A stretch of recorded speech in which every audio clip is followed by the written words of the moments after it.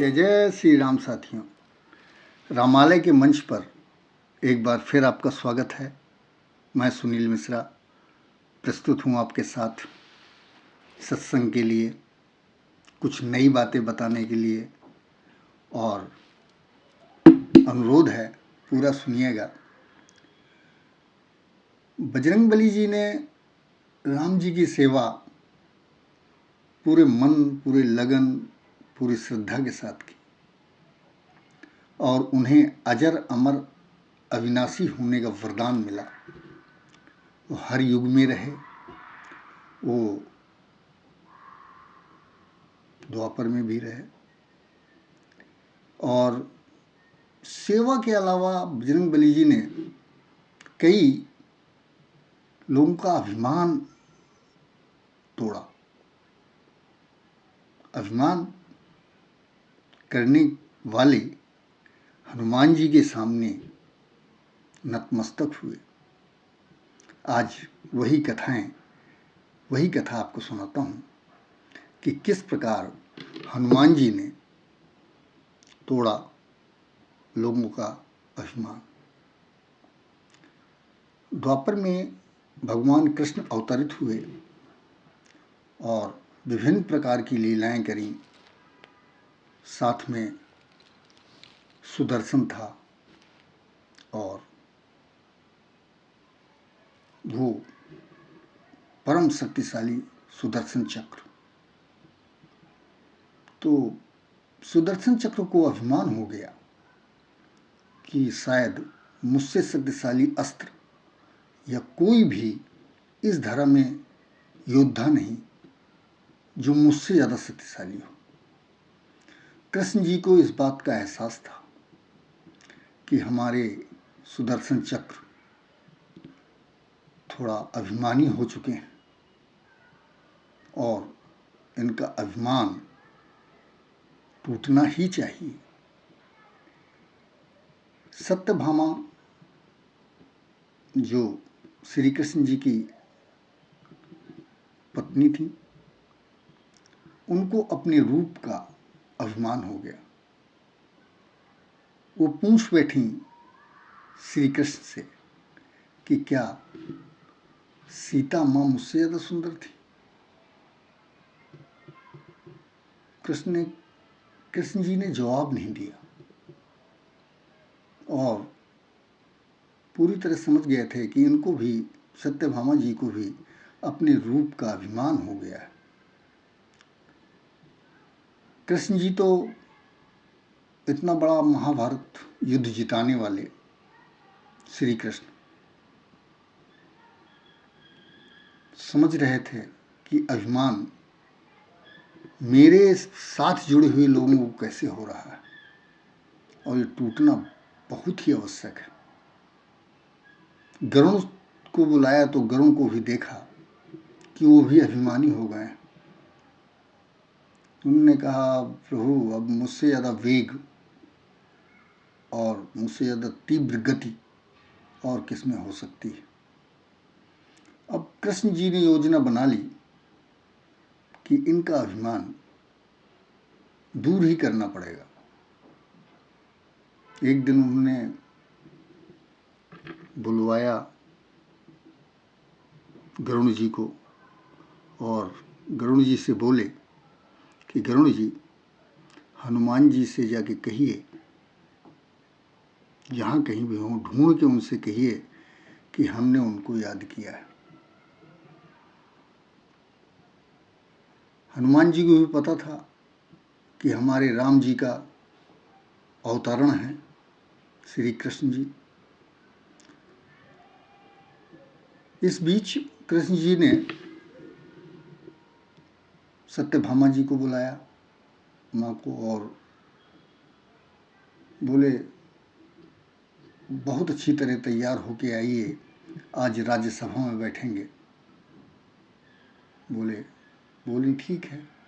उनने अपने 16 श्रृंगार किए और आ गईं, अर्धांगिनी बन के बैठ गईं भगवान श्री कृष्ण के पास। उन्होंने आदेश किया अपने सुदर्शन चक्र को कि आप महल के मुख्य द्वार पे जाएं और बिना मेरे आदेश के किसी को भी अंदर प्रवेश न करने दें। तो जैसी आज्ञा कह के सुदर्शन चक्र मुख्य द्वार पे जाके पहरा देने लग गए।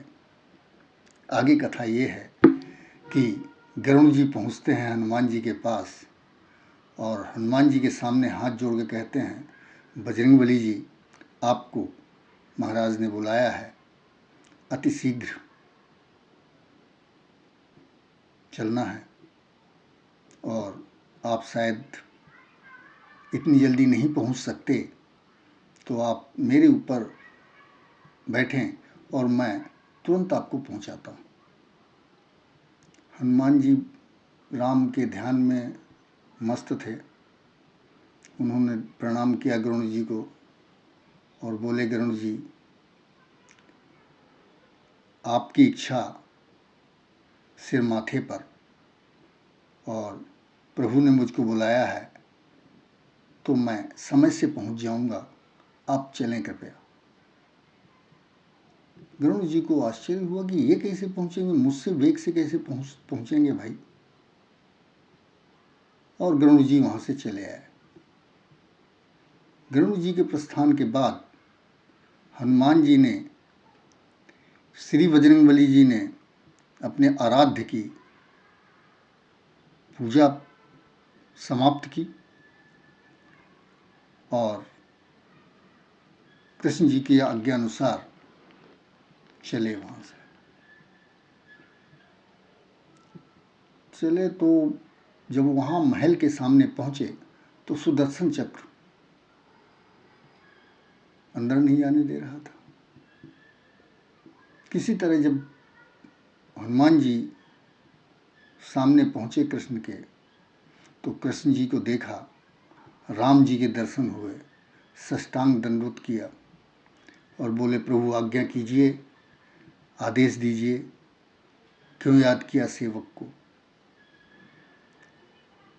तो श्री कृष्ण बोले, हनुमान जी, आप ये बताएं,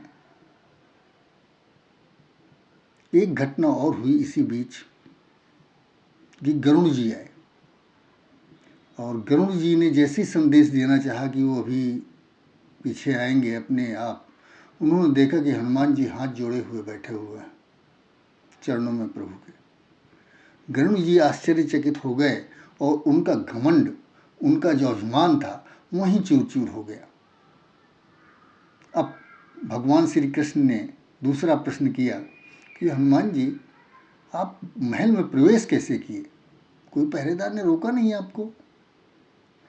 तो बोले, रोका था प्रभु, लेकिन आपका आदेश था, मुझे अंदर आना ही था, फिर कौन रोकता। एक रोक रहा था और उनने मुंह से सुदर्शन चक्र निकाला बाहर, ये रोक रहा था साहब, ये रखा है। सुदर्शन चक्र इतना शर्मिंदा हुए कि एक मुझसे महान वीर बैठे हुए हैं जो प्रभु की आज्ञा के कारण मुझको भी इतने बड़े पराक्रमी अस्त्र को मुंह में रख के अंदर आ गए। उनका भी अभिमान चूर हुआ। तीसरी सत्यभामा जी रह गई थी। अब बोले हनुमान जी हाथ जोड़ के, प्रभु ये बताएं कि आपने इस दासी को इतना बड़ा अधिकार कैसे दे दिया महाराज, आपके बगल में बैठने लायक हो गई। ये कौन दासी है ऐसी।